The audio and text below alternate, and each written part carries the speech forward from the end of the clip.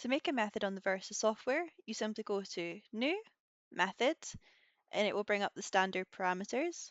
Now you want to change each of these parameters to suit your method. If you click on the parameter, it will give you a little synopsis of what the parameter is and any maximum minimums. If you'd like some more information on these, please do see our parameters video. Once you have filled out all these parameters to suit your method, you can press save and make active. So that will save the method and also send the parameters to your system.